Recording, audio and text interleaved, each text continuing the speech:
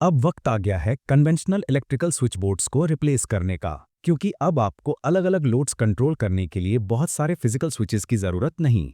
इस development board के through आप सब कुछ सीधा डिस्प्ले से मैनेज कर सकते हैं। एनकोडर से आप इजीली कोई भी डिजायर्ड लोड सेलेक्ट कर सकते हो और एक सिंगल स्विच से उसको ऑन ऑफ कर दो। लेकिन सिर्फ इतना ही नहीं, अगर आप चाहें कि कोई लोड किसी खास टाइम पर ऑन ऑफ हो तो वो भी सेट कर सकते हो। एनकोडर का एडिशन सच में जबरदस्त है। इससे ना सिर्फ लोड सेलेक्ट करने में आसानी होती है, बल्कि वैल्यूज एडजस्ट करना, मेन्यू आइटम स्क्रॉल करना और बहुत कुछ और भी पॉसिबल हो जाता है। एक और जबरदस्त प्रोडक्ट मेगाफीप से mega MA touch 1.28 inch tool set timer switch relay. जैसे ही मैंने ये बोर्ड देखा मैं काफी इंप्रेस हुआ और तुरंत दिमाग में बहुत प्रोजेक्ट आइडियाज आने लगे। शायद आपने नोटिस किया होगा कि ये बोर्ड दो पार्ट्स में बना हुआ है। ऊपर वाला पार्ट कंप्लीटली डिटैचेबल है और यही चीज इस बोर्ड को स्पेशल बनाती है। टॉप पार्ट पे सारे एसेंशियल कंपोनेंट्स ऑलरेडी मौजूद हैं, इसलिए मैं इसको इजीली दूसरे प्रोजेक्ट्स में भी यूज कर सकता हूँ, जैसे सेंसर मॉनिटरिंग या रिमोट कंट्रोलर। असल में जहां भी आप नॉर्मल SCP-32 यूज करते, वहां आप इसको यूज कर सकते हैं।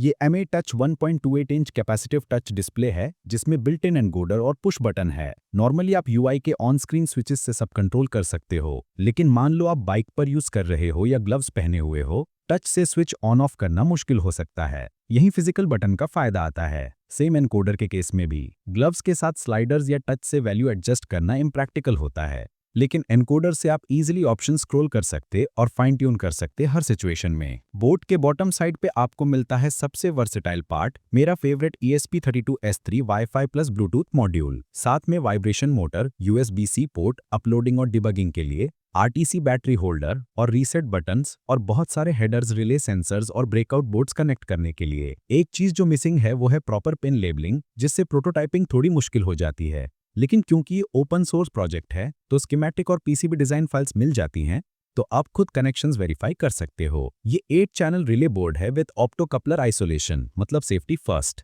Low voltage controller high voltage side से कंप्लीटली प्रोटेक्टेड रहेगा। इस बोर्ड का अपना रेगुलेटर पावर सप्लाई है, तो सिर्फ एक सिंपल 10 वोल्ट DC अडेप्टर से आप सेफली दोनों रिले बोर्ड और कंट्रोलर को पावर दे सकते हो। No messy wiring, no complicated setup, बस प्लग करो और कंट्रोल शुरू। ये टाइमर स्विच बोर्ड पहले से ही मेगाफीप का फर्मवेयर इंटरफेस लोडेड आता है, तो पहले हम पावर ऑन करके कंपनी फर्मवेयर का UI देखते हैं। UI थोड़ा डिफरेंट लग सकता है, लेकिन इस वीडियो में मैं कुछ बेसिक एग्जांपल्स दिखाने वाला हूं, जिससे आपको कंप्लीट आइडिया मिल जाए कि कैसे अपनी खुद की UI स्क्वायर स्टूडियो में डिजाइन करनी है और एनकोडर और पुश बटन का यूज कैसे करना है। यहाँ आप एनकोडर के साथ ऑन स्क्रीन बटन्स यूज करके टाइमर इजीली सेट कर सकते हो। टाइम सेट करने के बाद सेट बटन दबाओ, बूम, सीधा दूसरे स्क्रीन पर चला जाता है। पहले एनकोडर से टाइम सेट करते हैं, फिर वही एनकोडर यूज करके सेलेक्ट करते हैं कौन सा रिले कंट्रोल करना है।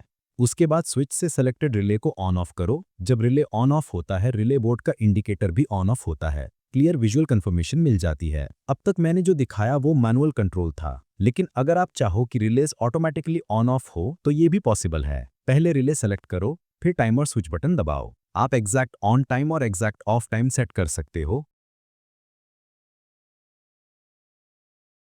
और बस रिले ऑटोमेटिकली ऑन हो जाता है। ये सच में फ्यूचर है होम ऑटोमेशन का। और सबसे अच्छी बात, ये बोर्ड काफी अफोर्डेबल है, इसलिए अब फ्यूचरिस्टिक होम ऑटोमेशन हर किसी के लिए एक्सेसिबल हो गया है। ये board maximum 5 groups of timers support करता है, मतलब हर रिले के लिए आप 5 अलग अलग टाइमिंग सेट कर सकते हो। एग्जाम्पल, अगर आप रूम हीटर को दिन में अलग अलग टाइम्स पर चलाना चाहते हो, 6 AM to 8 AM, फिर 1300 to 1400, फिर 1700 to 1900, आप इजी शेड्यूल कर सकते हो। ये फीचर बहुत हैंडी है जब आप मल्टीपल लोड्स को अलग अलग टाइम्स पर कंट्रोल करना चाहते हो। अगर आपका सिर्फ गोल लोड्स कंट्रोल करना है तो बोर्ड बॉक्स से निकलते ही रेडी टू यूज है, लेकिन अगर आप कस्टम फीचर्स ऐड करना चाहते हो, UI redesign, Bluetooth app control, blink integration या इसको पोर्टेबल रिसीवर ट्रांसमीटर बनाना, तो वीडियो आगे देखो, क्योंकि कुछ फीचर्स मैं अभी यूज करूंगा और कुछ अपकमिंग वीडियोस में कवर करूंगा। सबसे पहले मेगाफीप की ऑफिशियल गिटहब रिपोजिटरी पर जाके कंप्लीट जिप फोल्डर डाउनलोड करो। इस फोल्डर में बोर्ड से रिलेटेड सब कुछ मिलेगा। कंपनी फर्मवेयर कोड देखते ही बिगिनर्स थोड़ा इंटिमिडेट हो सकते हैं, इसीलिए डाइव करने से पहले सिंपल एग्जांपल से शुरू करो जो मैंने आपके लिए बनाए हैं। मेरा सॉफ्टवेयर सेटअप फॉलो करो ताकि एरर्स ना आए। आर्डिनो IDE वर्जन 2.3.4 जो मैंने यूज किया, ESP32 board package version 2.0.11, LVGL version 8.3.11, ESP32 time library version 2.0.6। मेरे रीसेंट टच डिस्प्ले प्रोजेक्ट्स इन्हीं वर्जन्स के साथ बनाए गए हैं और स्मूथली चले। अगर आप बिना एरर्स के फॉलो करना चाहते हैं तो सेम सेटअप रिकमेंड करता हूँ। मैंने एक सिंपल टेम्पलेट फोल्डर क्रिएट किया है जिसमें दो सब फोल्डर्स हैं, एक स्क्वायर स्टूडियो प्रोजेक्ट फोल्डर और दूसरा यूआई फाइल्स फोल्डर। यहाँ आप स्क्वायर स्टूडियो से एक्सपोर्ट हुई यूआई फाइल्स रखोगे। इस सेटअप को मैंने पहले भी एक्सप्लेन किया है, मैं डिस्क्रिप्शन में लिंक्स ऐड कर दूंगा। स्क्वायर स्टूडियो खोल लो, इंपोर्ट प्रोजेक्ट पे क्लिक करो और square studio project folder select करो। प्रोजेक्ट फाइल चूज करके ओपन करो। फाइल मेन्यू, फिर प्रोजेक्ट सेटिंग्स में शेप को सर्कल सेट करो। प्रोजेक्ट एक्सपोर्ट रूट के लिए ब्राउज करो और वही square studio project folder select करो। यूआई फाइल्स एक्सपोर्ट पाथ को यूआई फाइल्स फोल्डर चूज करो। एलवीजीएल इंक्लूड पाथ में टाइप करो lvgl.h और create export all files to one folder option check करो। अप्लाई चेंजेस पे क्लिक करो। बस सबसेट। मैंने ये सब स्टेप बाय स्टेप पहले भी कवर किया है। अगर आप बेसिक समझना चाहते हो तो मेरे square line studio plus LVGL getting started videos देख लो। सिंपल यूआई बनाकर टेस्टिंग। हमेशा एक सिंपल यूआई से स्टार्ट करो, ट्रबल शूटिंग आसान होती है।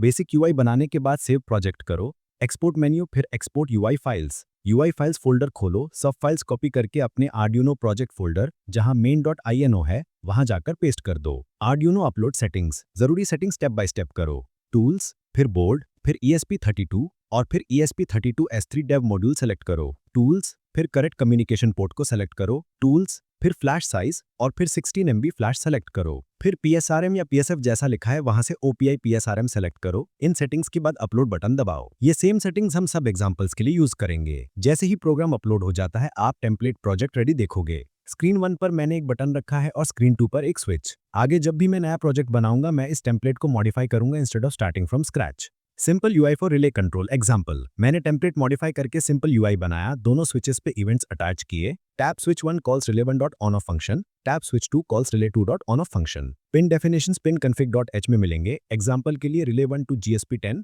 relay2 to GSP6 on ESP32। Square studio में जो भी फंक्शंस क्रिएट करोगे वो UI events.h में अपीयर करेंगे। मैंने वही फंक्शंस main.ino में यूज किए हैं रिले कंट्रोल करने के लिए। सेम अप्रोच से आप एडिशनल रिलेज भी कंट्रोल कर सकते हो। मैंने प्रोग्राम अपलोड कर दिया है, चलते हैं डेमोन्स्ट्रेशन पर। स्क्रीन 1 पर एक स्विच और स्क्रीन 2 पर दूसरा स्विच। आप मल्टीपल स्क्रीन्स बना सकते हो या मल्टीपल स्विचेस एक ही स्क्रीन पर रख सकते हो। अगर चाहो तो एक ही बटन से सारे रिलेज कंट्रोल कर सकते हो। मैं फाइनल एग्जांपल में इसको डिटेल में बताऊंगा। जब भी रिले ऑन ऑफ होगा आप उसकी क्लिकिंग साउंड सुनोगे और रिले बोर्ड पर LED इंडिकेटर स्टेटस दिखाएगा। एग्जाम्पल, मैंने टेम्पलेट दोबारा मॉडिफाई करके स्क्रीन 1 पर डेट टाइम डिस्प्ले रखा और स्क्रीन 2 पर एनकोडर वैल्यू शो किया। मैंने पहले multiple digital analog watch videos बनाए हैं, बेसिक्स वहां कवर्ड हैं। स्क्रीन 2 पर encoder value real time update होती है clockwise to value increment. Code में मैंने वेरिएबल्स डिफाइन किए हुए हैं जिससे आप कस्टम डेट और टाइम सेट कर सकते हो। बोर्ड में RTC और बैटरी ऑलरेडी है इसलिए पावर कट होने पर भी डेट टाइम रीसेट नहीं होता। अगर आप रन टाइम में डेट टाइम अपडेट करना चाहते हो तो मैंने उस पर भी डिटेल्ड वीडियो बनाया है। मैंने स्क्रीन पर एक बैकग्राउंड इमेज भी यूज की जो मैंने फोटोशॉप में बनाई। सिंपल ग्राफिक्स से यूआई बहुत प्रोफेशनल लग सकती है। अगर आप ग्राफिक्स डिजाइनर हो तो और भी अट्रैक्टिव बैकग्राउंड्स बना सकते हो, एनिमेट भी कर सकते हो। मैंने एनालॉग वॉच ट्यूटोरियल्स में ये दिखाया है। By default relay 1 of show होगा, रिले ऑन करने पर स्टेटस चेंज हो जाता है। मैंने रिले 4 और रिले 8 भी ऑन किए। बैक जाके क्विकली चेक कर सकते हो कौन से रिलेज ऑन ऑफ हैं। कंट्रोलर रिले स्टेटस रीड करता है और स्टेट याद भी रखता है।